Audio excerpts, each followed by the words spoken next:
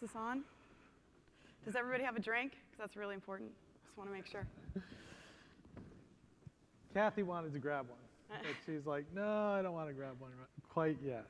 Don't want to grab one. So our topic tonight is consumer intent marketing, past, present, and future.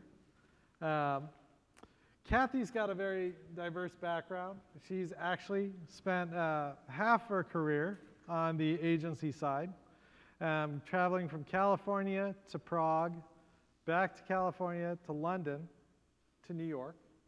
And then in 2007, she started a tech company called Media 6, which is today Distillery, and sold that off. No, not yet. Merged that off. No, and, no liquidity event yet. But. And started another technology company. So she's got some great insights on the agency side as well as the technology side. And she's seen a lot of consumer intent marketing and how that's changed. What are some of the biggest changes you've seen in that space? So as you said, I've been doing this a long time, and when I think about digital and the evolution of digital, a lot of what we do still even today is based on approximating.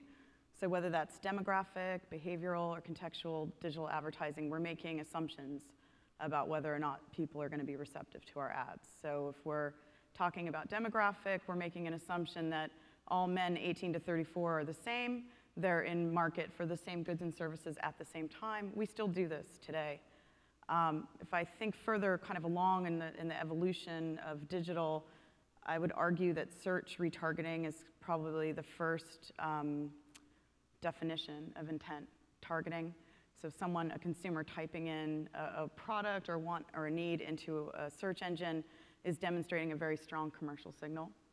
And then what we invented at Media 6 Degrees, it's now called Distillery, is social targeting. So that company was predicated on the notion that if you and I are close friends, we have similar tastes and interests, therefore we convert at a higher rate to the same types of advertising. At my current company, what we really were, the reason why we exist is we were looking at changes in human behavior in early 2011. So we were looking and noticing the fact that people were broadcasting wants and needs publicly for the very first time. If you think back to 2011, this is Twitter in the nascent days.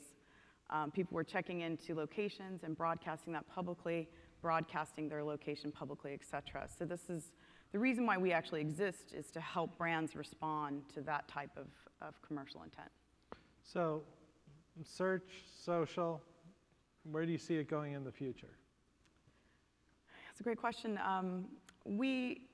Even today, we're looking at changes in human behavior. So looking at changes outside of social media, I think, is really important. So if you're looking at some of the ComScore stats around behavior and usage on apps, not only for utility, but for commercial purposes, we're really looking at that type of intent, again, beyond social. I think there are new audiences for brands to find beyond social media.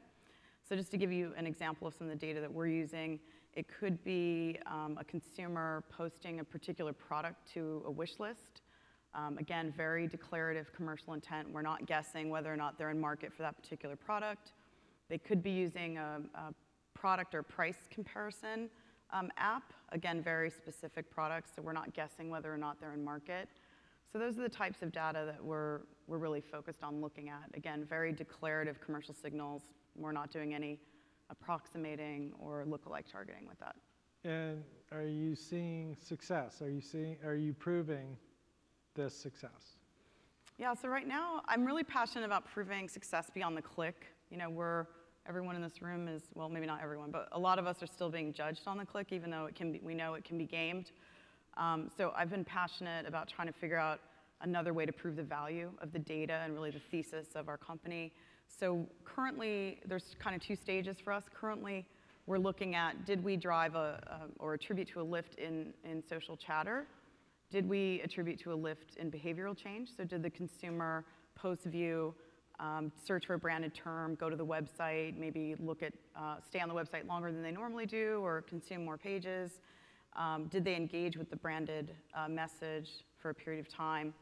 And then the fourth thing that we've added recently is, can we attribute to real-world Real-world attribution is something I'm passionate about. So can we take digital data and prove that we drove a behavior in the real world? So did someone go to an auto dealership? Did they go to the movie theater?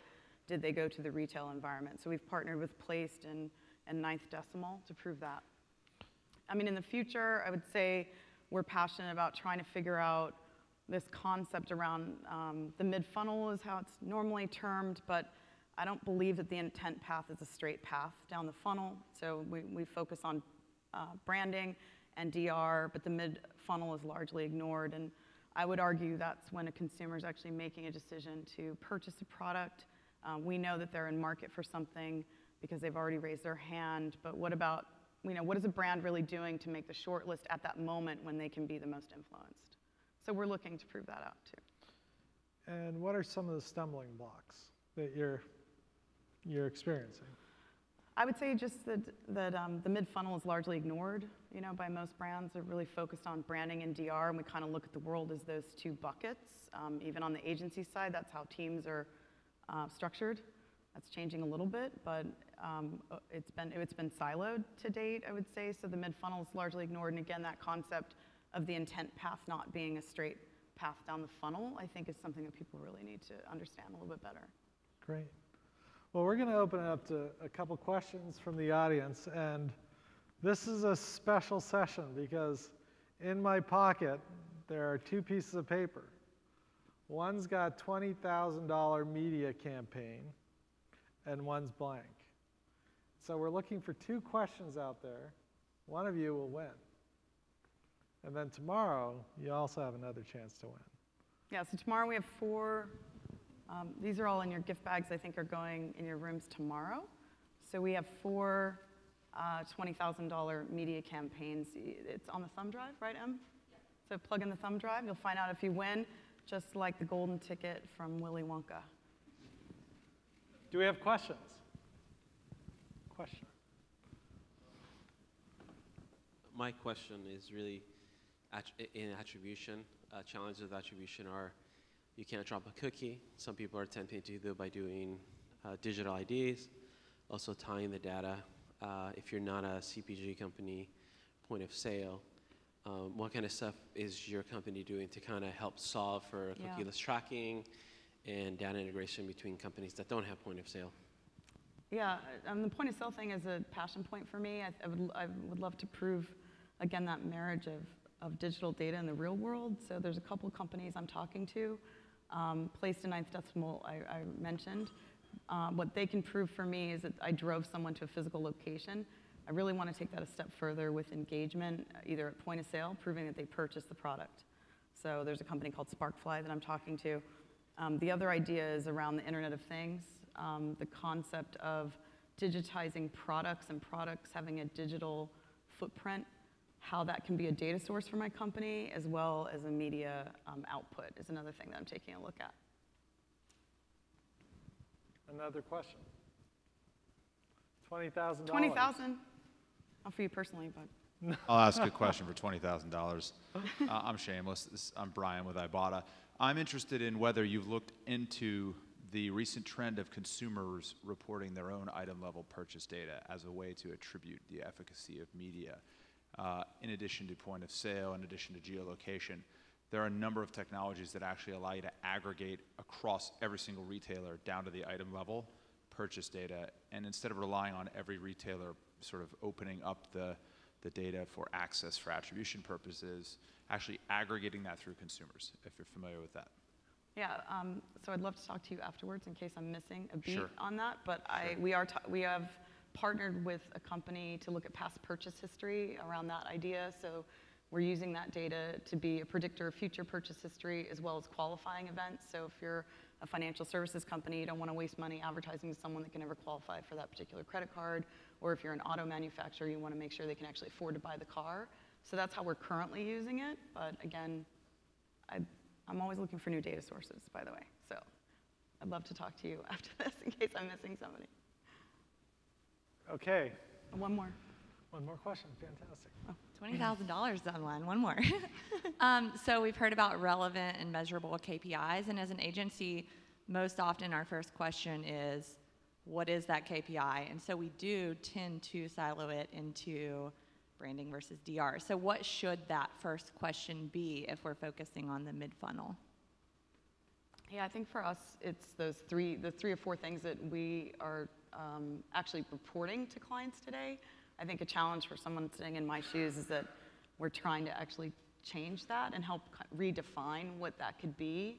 And I think that's been an issue for us because we're still, largely the click-through has still been the most important KPI, which is obviously an issue for our industry at large, and that's why we've set out to kind of define that for clients and put that reporting in front of clients so that they can find value in it.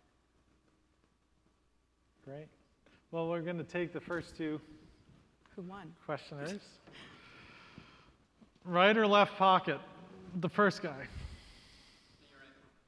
Right pocket? You get the left pocket. Right pocket? Left pocket. Looks like the right pocket won $20,000 campaign.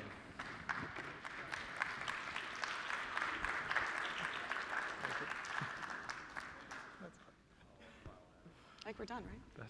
We're done. All right. Thank you. Thanks for listening.